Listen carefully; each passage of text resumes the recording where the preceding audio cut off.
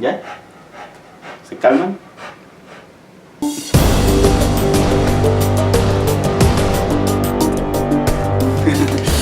¿Qué tal? Estoy con mi querido amigo y uno de los veteranos de Tierra de Quimeras, Ari Aboites, que el chiste es que nos cuente su participación en Tierra de Quimeras, detalles de sus creaciones, su mundo, sus personajes y algunas cosas que él piensa o ha pensado alrededor del juego de rol y del juego de rol y en especial del juego de rol que jugamos en Tierra de Quimeras. Así es que, pues bueno, Ari, a ver.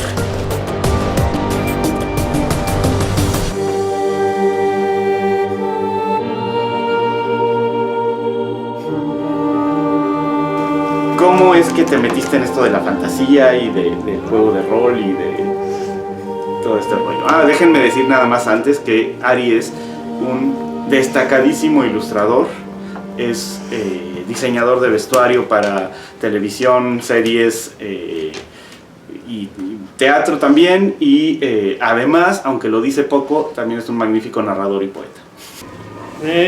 Primero quiero felicitarte por los videos que estás haciendo, me parece muy acertado, dar a conocer nuestra historia, no justo cuando empiezo a hablar son las sirenas en esta ciudad, ¿verdad?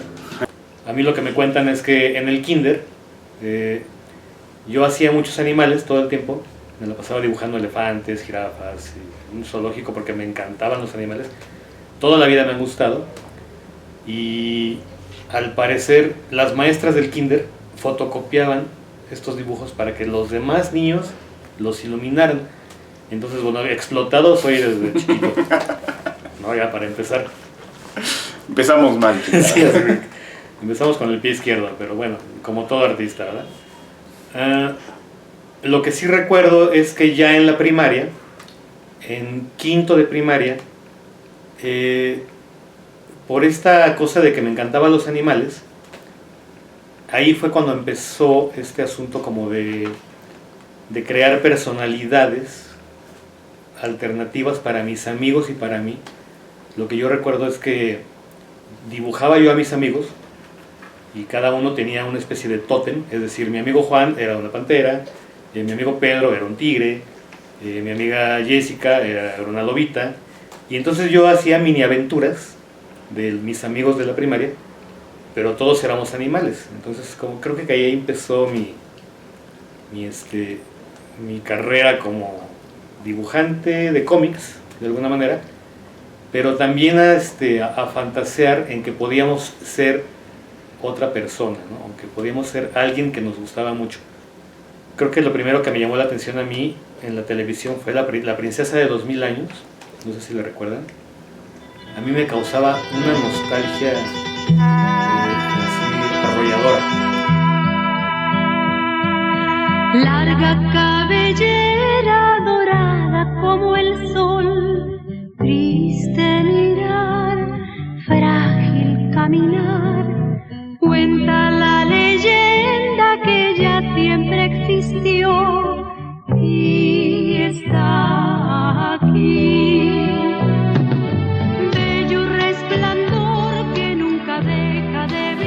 Si era la música, si eran ese tipo de dibujos muy tristes, estilo manga, pero que también tenían cosas chistosas, ¿no? Me acuerdo que había un personaje que era pequeñito, que era el protagonista, que seguramente a Medardo le era fascinable porque Medardo era ese.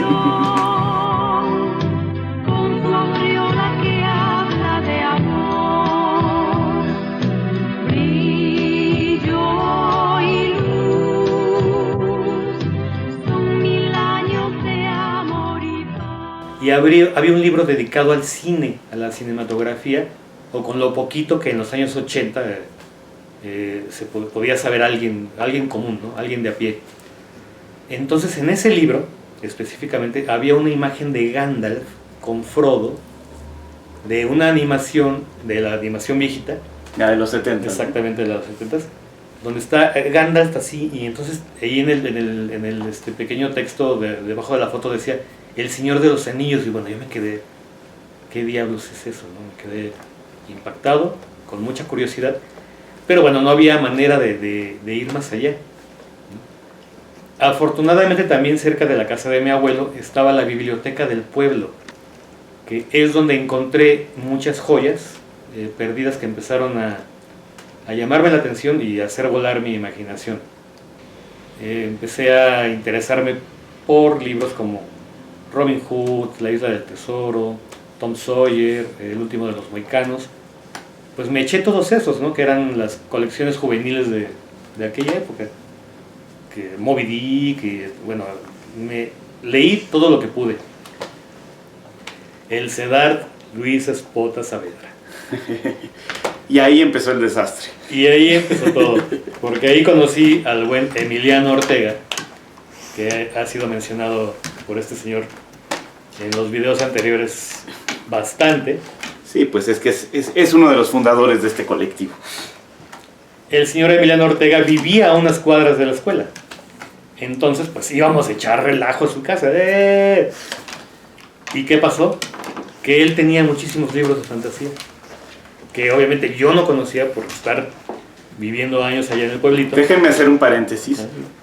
Esto yo lo supe después, pero resulta que Emiliano en un momento, y probablemente como él no lo vaya a contar, lo cuento para poner contexto. Emiliano, siendo un adolescente puberto, su mamá hizo un viaje largo a Europa y lo dejó en la casa prácticamente solo. Y le dio mucho dinero para que viviera ese periodo de su juventud adolescente, unos meses, no me acuerdo cuánto, un par de meses quizás, solo. Pero él estaba en su casa solo con mucho dinero para comer y mantenerse. Bueno, él fue, creo que llenó la alacena de latas de atún para comer, así una o dos por día, y luego todo lo demás se lo gastó en libros de fantasía. Voy pasando por el puesto de revistas del pueblo, y ahí sí tenían el Carmatrón y los Transformables, del maestro Óscar González Loyo, que acaba de dejarnos para trascender a otra dimensión. Pero bueno, este señor estaba realmente loquísimo. Él era un amante de Star Wars, era un amante de Tolkien y de las filosofías hindús y orientales, y él mezcló todo en su historieta y prácticamente nos lo dio digerido, y yo era un niño de sexto de primaria y bueno, me quedé fascinado, y ahí es donde empiezo a dibujar y donde decido que los cómics me gustan muchísimo.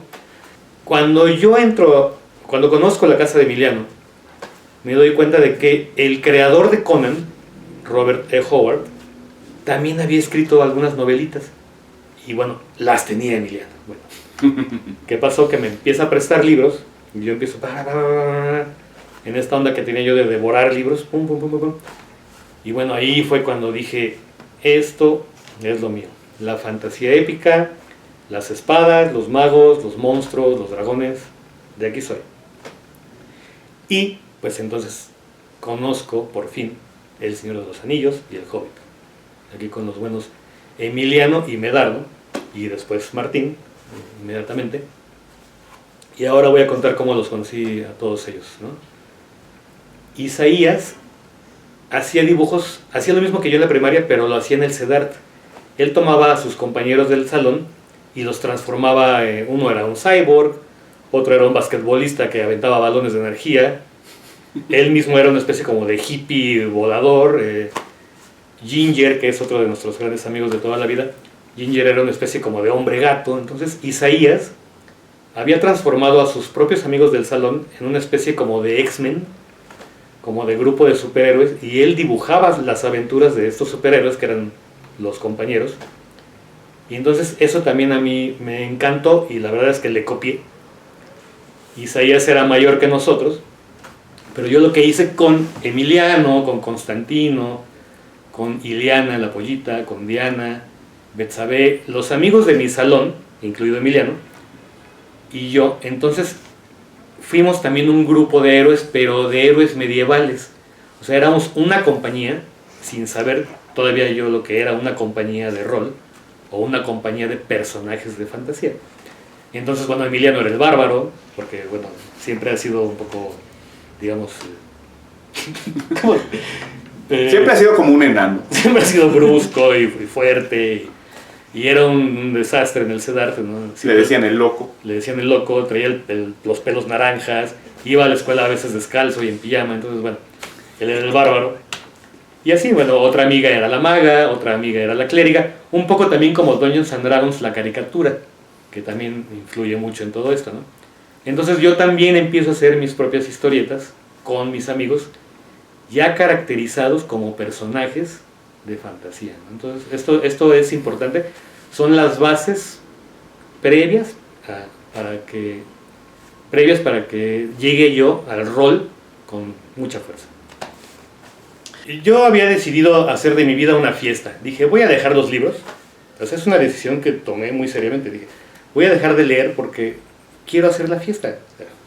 Con mi amigo Ginger, con el que yo viví también unos años, pues conocíamos bandas de rock, de Nesa, íbamos a todos los toquines de Fobia, de Santa Sabina, y bueno, yo dije, mira, creo que lo mío no es tanto la fantasía, creo que la fiesta es lo mío.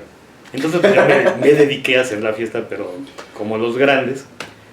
Tenía el pelo largo porque, aunque no lo crean, tenía cabello. Tenía el cabello largo de color verde. Así llegué a la casa de Emiliano cuando conocí a estos señores. Una chamarrota así de... Ahora es muy normal tener cabello verde, pero en esa época era realmente transgresor. Era rarito. ¿Qué pasa? Que yo, rondando por las calles de la antigua prepa, del CEDART, porque a mí me gustaba ir a visitar a los amigos, aunque ya no estudiaba yo ahí, siempre me gustó ir a cotorrear con los amigos, ¿no? Me encuentro a Emiliano en una esquina y me dice Emiliano así, como si me dijera se va a acabar el mundo, me dice, tienes que ser un personaje. ¿Cómo que un personaje? Sí, tú, que tus personajes que haces de tus cómics, tienes que ser un personaje. Le aplicó la de, tienes que entregarte a Jesús. Así, toma este folleto. Exacto. Como este meme, ¿no? De conoce la palabra de Sauron. Así. Tienes 5 minutos para escuchar la palabra de Sauron. Pero pues bueno, entonces yo me fui a mi casa. Me dijo, nos vemos en 2 meses. Dije, bueno, está bien, está loquito. Me fui a mi casa y yo rescaté un personaje que había creado en la secundaria, precisamente con todo el background de Óscar González Loyo. O sea, mi personaje era un guerrero kundalini. Tenía el yin y yang aquí en el pecho, su ropita blanca con negro. Cabello largo, era una especie como de mezcla entre un guerrero de estos, Kundalini, como un guerrero de la luz. Tenía un sable, porque a mí las katanas y los samuráis me han gustado desde toda la vida también. Y el nombre era Ibenoi, es un nombre que yo deconstruí de Ivanhoe, porque me encantaba la novela también de Ivanhoe. Entonces yo quería hacer algo parecido. Y le puse Ibenoi. Y el aspecto también era un poquito como Slane McRoth, que es un cómic que previamente Emiliano ya me había mostrado. Un cómic que fue muy importante para nuestra banda en aquellos días. Salía en la revista en la Heavy Metal. Sí, en la Heavy Metal. Había 2 revistas, la Heavy Metal y el Gallito Inglés, que tenían todo tipo de arte de primera calidad y muy en onda de fantasía, ciencia ficción y sobre todo cyberpunk. El Gallito Inglés mexicano o latinoamericano y Heavy Metal pues anglosajón, gringo, europeo, ¿no? Gringa. Entonces bueno, yo he hecho todo esto a la olla y sale mi primer personaje de rol, pero pues yo dije, ok, ya lo tengo, pero no es suficiente. Dije, pues ¿de dónde viene? Ya como les había comentado con estos personajes que hice basados en mis amigos, había yo ideado un lugar. Estos güeyes, esta banda vivía en un lugar llamado Windor. Pero yo no sabía si era un reino, era un país, era un mundo. Dije, bueno, va a ser un castillo. Windor, un reino, ok. El reino se llama Windor y está en un mundo lleno de dinosaurios y reptiles y monstruos. Entonces le puse a mi mundo Reptava. Ese fue el primer nombre de mi mundo, Reptava. No era tan mal nombre, la verdad. Ahora te avergüenzas, pero no era tan mal. No era tan mal nombre hasta que el pato le puso Reptilón. Ahí sí, ya te pasó a chingar. El pato, un gran amigo de Texcoco, Omar Orozco, saludos. Bueno, ahí empezó mi... Este es algo que pasó después. Ya llegaremos a ese punto. El chiste es que llego yo con un mapa que había hecho muy improvisado, mi personaje, su dibujito y todo. Llego a la casa de Emiliano y están varias personas ahí reunidos. Martín. Medardo no tomó muy bien mi llegada. él creía que yo era un comiquero que iba a robarles todas sus ideas. Esas fueron sus palabras. Total, que llego y me ponen a hacer la tarjeta de personaje. Y lo que más recuerdo de esa época es que pasábamos días, literal, días en la casa de Emiliano y noches enteras despiertos jugando. Apenas comíamos, tomábamos mucho café y mucho refresco, cuya marca no voy a decir. Y bueno, o sea, nos la amanecíamos ahí. Y para mí esas imágenes que generaba el juego de rol eran súper importantes. Para mí, bueno, yo siempre lo he dicho, el rol salvó mi vida literal. Porque de estar en la fiesta extrema con todos los rockeros de Nesa, entonces dije, a ver. No, creo que la fiesta va a pasar a segundo término. Y el rol se puso, pero en primer término, y bueno, jugamos todos los 90. ¿Y fue la primera vez que jugaste rol cuando llegaste con nosotros? Nosotros tendríamos un año jugando rol antes de que llegara Ali. Tampoco es que fuera mucho tiempo. Obviamente me enamoré del pinche juego. Como dije, jugamos años como unos locos empedernidos. Medardo me llevó a Texcoco, a su casa, donde él ya había hecho un grupo nutrido de jugadores de muy corta edad, eran unos niños. Rodrigo, Ángel, Rafael el Escándalo, Salvador Aceves, el hermano mayor de Salvador Aceves, que es el Güero. Muy. Sí, Medardo hizo una especie de pandemia del rol en Texcoco y brotaron casi todos alrededor de él, pero mucha gente empezó a imaginar cosas, o sea, se aproximó, y así como a Ari le cambió la vida, a un montón de personas en Texcoco también. Y bueno, y nos íbamos y veníamos todo el tiempo, o sea, la verdad es que jugábamos todos en todos lados porque no queríamos parar de jugar. Como se menciona en el video anterior, estábamos en Texcoco una semana enclaustrados y después toda la bola venía a México y... Cuando nos corría algún padre que ya decía ¡basta! ¡Lárganse de aquí! Cuando migrábamos a otra casa. Su comida, cuando acabábamos con el refri íbamos a otra casa y así. Pero Medardo nos llevaba a otras mesas de gentes que jugaban cosas extrañísimas, que eran los juegos oficiales. Jugaban una cosa rarísima que se llama Dungeons and Dragons. Un mundo en el que no duré mucho tiempo, por supuesto, porque esta adversión que tengo por los sistemas hizo que me alejara de estos lugares porque era demasiado para mí. Mucha mecánica y poca narración, ¿es lo que no te gustó? Mucha mecánica y poco, sí, o sea, se detenían muy poco en las cuestiones místicas que, por ejemplo, en Tierra de Quimeras eran horas de poesía. Era así de... Hubo un grupito de chicas del CEDART que sí llegaron a la casa de Emiliano y que cuando vieron que Medardo anotaba todo lo que decíamos, o sea, Medardo con una letra más pequeña que una hormiguita, llenaba libretas de todo lo que decíamos. Incluso una de ellas, que era mi amiga, no voy a decir nombres, pero una de ellas me dijo, no, cuidado con él, se va a robar todas sus ideas. Curiosamente lo mismo que Medardo pensaba que yo iba a hacer. Obviamente no pasó eso nunca, sino que tomábamos las ideas. En realidad sí pasó, déjenme decir que sí pasó, porque había alguien que todavía no hemos descubierto quién, que le pasaba nuestras ideas a los de Dungeons and Dragons y TCR, porque luego poco a poco fueron adaptando su sistema para incorporar nuestros hallazgos. Se tenía que decir y se dijo. No tengo pruebas, pero... No tengo pruebas, pero tampoco tengo dudas. Pero he escuchado que eso pasó. No, bueno, fuera de broma, empezamos a permear nuestras creaciones.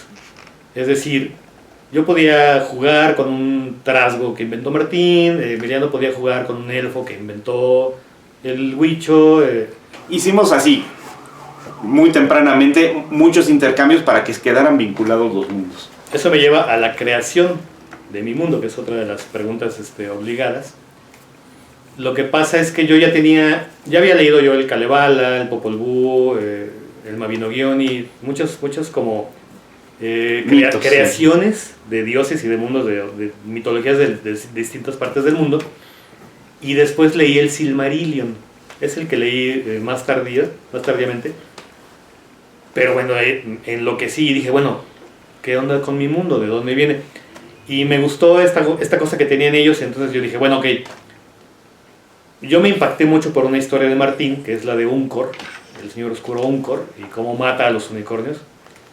Entonces dije, ah, claro, mis dioses son unos espíritus que huyeron de esa masacre. Huyeron de esa masacre y hicieron ahí un mundo, una esfera, y ese es mi mundo. Ese fue mi primer origen rápido, digamos. Y con eso me estuve contento mucho tiempo. Una cosa importante que debo de decir es que a mí no me gustaban los mundos, digamos, redondos. ¡Terraplanista! No eres terraplanista, eres de la tierra hueca. Peor, exacto. Y había yo también leído, obviamente, a Terry Pratchett y su mundo disco. Entonces dije, bueno, yo quiero darle algo rarito a mi mundo. Entonces mi mundo era una esfera hueca y las tierras y costas y mares estaban por dentro, pegadas a la corteza, pero por dentro de la bola. Y el sol y la luna estaban girando en medio en el vacío de esta esfera. Ese fue mi primer mundo, creo que traje el mapa. Es un mapa muy bonito. Ay, porque qué padre. Ya ahorita Martín lo pondrá con su tecnología. Luego lo ponemos exacto en la edición. Y es muy curioso este mapa porque tiene justo lo que... A ver si se alcanza a ver. Cuando se lo platiqué a Medardo escribió en la parte de atrás de este mapa todo lo que yo decía. Un poquito lo que mi amiga tenía miedo de que pasara. Pues sí sucedió, pero en buena onda, ¿no? O sea, Medardo siempre ha sido como un historiador de nuestros mundos. Entonces él se preocupó de que todo lo que yo decía, casi sin pensar o inventando en ese momento, se preocupó de que estuviera escrito. Una cosa muy importante. Porque me sirvió en el futuro. Magnífico, sí. Me sirvió en el futuro para edificar, entonces... Es que es importante decirlo, pero Medardo tiene una profunda vocación de cronista. No solo de escritor que escribe sus historias, sino de hacer crónica de las fantasías de los otros, ¿no? Siempre la tuvo. Por ahí ya llegará el momento, pero hay un mapa de la biblioteca de Danainulgo, donde cada cámara está llena de notas de Medardo de qué había en ese lugar y qué pasó. Impresionante. Exactamente, y bueno, mucha gente joven por mi culpa empezó a jugar. De los más importantes, Salvador Serrano, por supuesto. Salvador Serrano es otro como yo que estaba sentado en la banqueta del CEDART, también alumno del CEDART. Y entonces yo un día lo paso y lo veo y estaba él haciendo unos dibujitos de unos planetas, pero yo me di cuenta a primera vista de que no era el sistema solar. Y entonces luego le dije, ¿ese es tu propio mundo? Sí. Ah, bueno, lo llevé a la casa de Emiliano. Tienes un minuto para escuchar del señor oscuro. Hizo su personaje, bueno, igual y jugamos. Y más gente en Texcoco, en Puebla.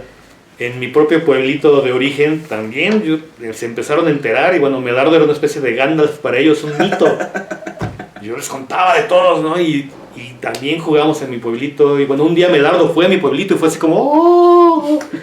No, fue impresionante, muy divertido. Todos los 90s y 2000s, la verdad es que no trabajamos mucho, no estudiamos mucho, pero ¿cómo jugamos?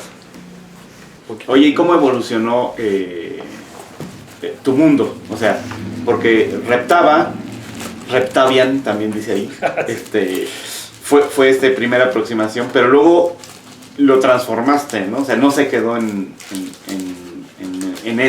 ese lugar, ni siquiera la geografía quedó igual, ¿no? O sigue usando esa geografía para alguno de tus mundos. Gracias al pato empecé a jugar con nombres como Reptavian. Después dije, bueno, ya no, que no tenga nada que ver con los reptiles, por favor. Entonces, porque Ivenoy tenía patas de reptil y cola de dinosaurio. Mi personaje principal entró a la montaña como un guerrero normal, sin embargo de la cintura hacia abajo tenía patas de dinosaurio, exactamente, de Velociraptor para ser precisos. Una de las reglas de Tierra de Quimeras es poder llama a poder. Creo que es algo que no se ha mencionado. No se ha mencionado todavía. Y era una regla como de autocontrol, porque llegabas a un calabozo muy importante que es la montaña, que ya se ha mencionado. Entonces las paredes enaniles eran pero tan fuertes que si querías echar un relámpago así de Dios, se te rebotaba y bueno, podía freír a la compañía entera. Y como mecanismo de autorregulación, como las mecánicas de juego no tenían mecanismos de control para un jugador que quería ser un personaje muy poderoso y no queríamos tampoco limitar la imaginación de alguien que dijera, es que yo traigo a un caballero del Zodiaco o a un Super Saiyajin. Todavía no estaban los Super Saiyajin. Soy Dios en mi mundo. Pero yo soy el Dios de mi mundo y vengo aquí. El código era, ok, no te voy a limitar para que traigas esa jalada que estás diciendo que traes, pero si tú entras con un semidios, vas a enfrentarte a un semidios, porque ese es el poder que traes, o te voy a poner un monstruo que esté de tu tamaño. Entonces, o algo más fuerte, porque el poder llama al poder, ¿no? Ese era el código y era como un mecanismo de autorregulación. Entonces, poco a poco los jugadores iban diciendo, no, creo que sí está más padre, en lugar de destruirlo todo con alguien poderoso, pues traer un mono más tranquilo. Justo así comienza a evolucionar mi mundo, entonces empiezo a imaginar pueblos un poquito más aterrizados, digamos, culturas, más enfocadas en la estética de sus armaduras, de sus vestuarios. Desde ese tiempo ya estaba yo como muy sobre el vestuario. Tengo aquí otros dibujitos para mostrar de esa época. Hasta los verán con calma. Estos son dibujitos de esa primera época del rol en la casa de Emiliano. Y bueno, tengo aquí toda una carpeta que Martín les irá pasando poco a poco. Pero bueno, con respecto a tu pregunta de cómo evoluciona el mundo, sí, después cuando ya estaba harto yo de todo el bullying, dije, a ver, voy a inventar un nombre. Arvandor. Después, tristemente, me enteré de que Dungeons and Dragons tenía un plano llamado Arvandor. Nos copió. O sea, sí. El espía fue y dijo, pónganle Arvandor. Nos leía en la mente con un satélite seguramente. Debimos de haber usado todos cascos de pirámide. Solo eso nos faltaba en realidad. Entonces yo dije, bueno, ya estoy harto. Le voy a cambiar la V por una U. Y decidí ponerle Aurandor. Como aura. Ya, Aurandor. Ese es el nombre definitivo de mi creación. Y sí ha cambiado. Hubo una guerra de dioses contra demonios muy, muy cabrona y cambió la geografía. Y bueno, ya ¿sigue siendo un mundo de tierra hueca? Al final quedó esto y no, ya no es un mundo de tierra hueca. Se volvió un mundo redondo. Y la luna y el sol giran. ¿Por qué decidiste cambiar eso? ¿O en qué momento? ¿Qué te llevó a decir, no, ya estuvo? Porque yo recuerdo mucho la flor de fuego, que era el ser que iluminaba el mundo desde el centro interior del mundo, que era como el corazón de este mundo, y era un espíritu sagrado, femenino, muy importante. Creo que lo que cambia es justo la interacción con todos los demás en Cuesdal. O sea, quería algo que no estuviera tan oculto y que sí estuviera en algún lugar. Entonces comienza la creación del interplano. El interplano es un lugar o un no lugar o un algo que conecta a todos nuestros mundos. Entonces yo no quería que llegaran a un lugar inaccesible los personajes que venían de visita, ¿no? Ni que todo fuera mágico de, oye, es que apareces. Entonces, me parecía más importante que dragones, dioses, seres superpoderosos pudieran viajar de mundo en mundo y llegaran a un lugar, pues digamos, más normal, más estable. Y bueno, aproveché y en mis cuentos y en mis escritos hubo esta guerra de dioses contra demonios. A ver, pásame el mapa. Y todo se volteó y entonces se hizo normal. Se volteó como calcetín. Se volteó como calcetín, de alguna manera. Y se hizo normal. Esboria es el continente principal. Esboria es el continente principal, que es como el corazón. En medio de ese continente hay una montaña gigantesca, que es un portal a su vez, que conecta con los mundos superiores o los mundos de las divinidades. Y alrededor de este supercontinente pues están las demás tierritas, donde se desarrollan las aventuras principales, etc. Otra ciudad muy importante que se llama Dónova, y Windor, aquella tierrita, castillo donde nacieron mis primeros personajes, se convirtió en el gran reino de Othwindir, se llama. Windor se siguió llamando el castillo principal. Pero bueno, son lugares como muy recurrentes de mi creación. Estoy escribiendo algunos cuentos que a ver si pronto ven la luz. Ahí es donde recopilo todos estos casi 30 años de juego. Así ha sido un poco... ¿Y qué otros personajes memorables o que te hayan gustado jugar has tenido? Híjole, mira, me pasaba a mí algo muy divertido, que me enamoraba de una chica, y entonces como era yo súper tímido, lo que hacía es que hacía un personaje que se parecía a la chica que me gustaba. Así nacieron personajes muy importantes míos, femeninos, como Naidel, que es una mujer que es caballero, como Juana de Arco, pero que también es vampira. ¿Bien? Y un viajero límbico futurista que se llama Ranta, o Rantar, también le dicen. Pero Rantar era más libre, y aparte era muy divertido porque era alcohólico, era drogadicto, y hacía todo mal, y todo le salía mal, pero por alguna extraña razón era muy querido por los compañeros jugadores y por los personajes. Y con Rantar, pues la verdad es que viví, creo que lo mejor de esos años. Oye, y la historia de la espada negra, que yo sé que es muy importante para tus personajes, ¿en qué momento la vinculaste? ¿Cómo te gustó? ¿Cuál es el background, digamos, de ese mito de la espada negra? Bueno, la espada negra es mencionada por Moorcock en muchos libros suyos. Los libros de Elric, exacto, ¿no? Los libros de Elric también, y también en el Silmarillion. O sea, recuerden que Turin Turambar también tiene una espada negra Mormegil. Que es Bueno, Mormegil es espada negra, ¿no? Exacto. Sí, sí. Es Anguirel y Anglakel, son dos espadas hermanas. Y bueno, como lo he mencionado, a mí de toda la vida me han gustado los samuráis, me gustan las espadas, y bueno, creo que decidí que fueran el pilar de mi universo. Una espada blanca, que es la espada del bien, de los elfos, de toda la luz, del cuarzo blanco de la creación, y su equivalente negativo, que es la espada negra, ¿no? Sobre todo esto gira mi creación. Y Ivenhoe tenía la espada negra, ¿no? Ivenhoe ha tenido la espada negra. El final de Ivenhoe es muy divertido. Ivenhoe muere en una aventura marcada por Martin, precisamente contra la bestia de las nieves.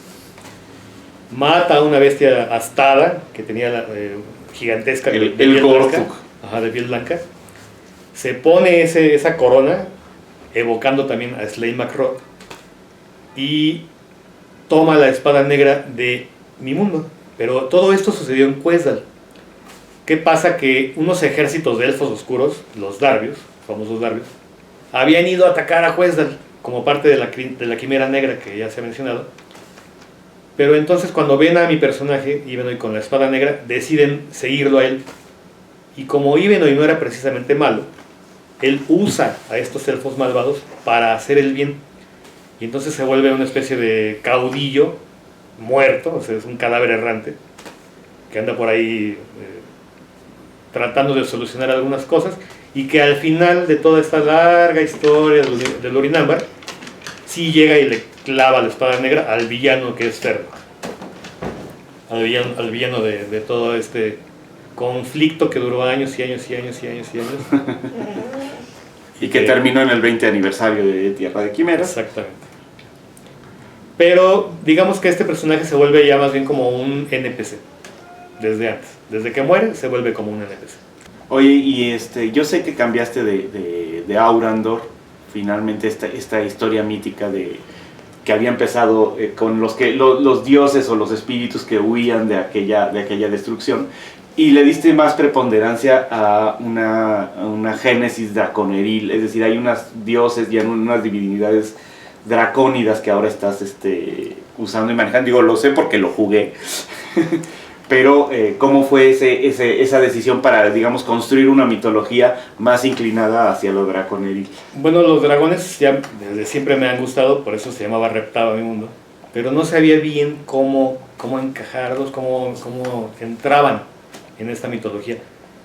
Y la historia no ha cambiado tanto. Siguen siendo unos espíritus que huían de una devastación del Señor del Caos, que es como el malo de mi mundo.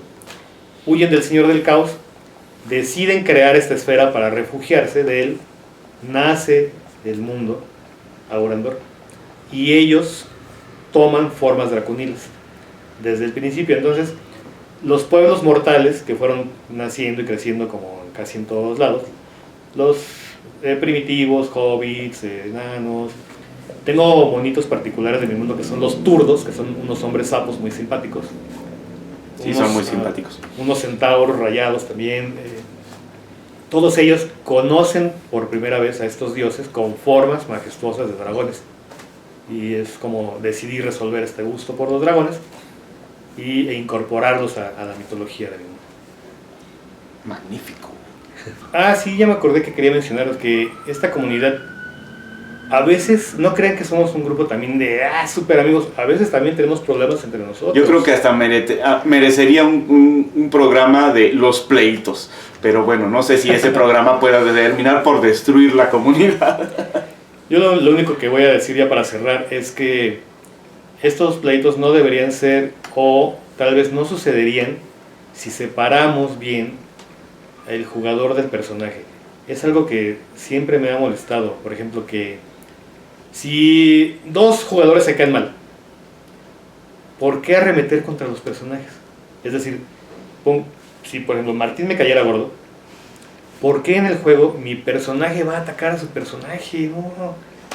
Y sobre todo se da mucho, ¿no? Y se da mucho con personajes con elfos que se supone que son del bien, con paladines que se supone que son correctísimos, que de repente cambien. O sea, para mí es como si saliera así la cara del jugador, así del personaje, y entonces los pleitos de los jugadores o las diferencias que tienen los jugadores se ven reflejadas en la mesa de rol. Eso no me gusta mucho. Sí me gustaría que se hiciera un programa ahondando en esa situación. Sí, yo le tengo mucho miedo a ese programa porque creo que gran parte de esos problemas que ha habido en la comunidad al interior surgen de susceptibilidades y de malos entendidos. O sea, hay dos personas que son susceptibles que alrededor de un malentendido se empiezan a generar animadversión mutua porque se sienten agredidos por el otro por alguna razón. Y claro, no es que no haya ciertas violencias o agresiones ahí en medio, porque sería mucho más fácil de resolver solamente o disculpándose o dándose la mano y diciendo, bueno, me voy a hacer como que no pasó. Creo que luego hay rencores también que se arrastran innecesariamente durante muchos años y alguien que te caía mal en los 90s te sigue cayendo mal hoy, pero pues a lo mejor ya es otra persona. En fin, hay hay mucha tela para cortar. Hay mucha tela y ojalá se platicaran las cosas, pero también hablar de esos temas es difícil, ¿no? Entonces, bueno. No estoy diciendo que yo soy una blanca palomita. Yo soy de los más berrinchudos jugadores de toda la historia. Yo he llorado en las jugadas, he destruido mis tarjetas. Yo lo vi. En plena jugada. Me he dejado de hablar con toda la gente, me vuelvo a hablar con ellos. La verdad es que no soy un santo para nada. Pero sí me parece importante respetar al personaje. O sea, que si nosotros nos peleamos, discutimos, nos llevamos mal, nos encontramos, no afecte a la jugada, no afecte a la compañía, y los personajes, si es que son amigos, pues se sigan llevando bien. La verdad es que sí me parece así como una cosa muy mala para el rol, que sabes que aviento mis canicas porque me cae mal él. Vamos a hacer el programa de pleitos, pero solo cuando ya todos estén contentados con todos. Para decir, ¿se acuerdan cuando estábamos peleados? Bueno, pues tendrá que ser en el asilo. No, como lo veo yo creo que vamos a estar en el mismo pinche asilo dándonos bastonazos. Pero bueno, no, la verdad es que con todo y todo, yo que soy del que menos se pelea con la banda, de verdad creo que soy de los que menos se pelea. Me peleo más con Emiliano y con Medardo que con los demás. Creo que esta comunidad, sin necesidad de que se caigan bien los que no se caen bien, o sea, eso no es necesario porque unos juegan en una mesa y otros juegan en otra y ya. Creo que lo difícil es cuando los que se caen mal vienen a una mesa, porque aunque ocurra lo que dice Ari de que se metan en el personaje y digan, bueno, ok, este güey me cae mal, pero a mi personaje, su personaje no. Eso puede darse y mucha gente lo ha logrado hacer por diplomacia. De todas maneras, yo creo que hay un ambiente un poco tóxico en la mesa, porque dos personas que se caen mal en la misma mesa no van a estar del todo cómodas. Yo no lo aconsejo. Entonces creo que lo mejor es decir, ¿sabes qué? En este grupo prefiero no jugar, y buena parte de los problemas desaparecen. Y sin necesidad de fracturar la comunidad porque uno odia al otro y la chingada, ¿no? Yo creo que eso ya además ya estamos grandecitos para andar con ciertas tonterías. En fin, bueno, Pero eso bueno, es todo. Un gustazo. Los vamos a dejar Muchas con una gracias. serie de dibujitos. Vamos a hacer un Córtale, Tito. Ah, bueno.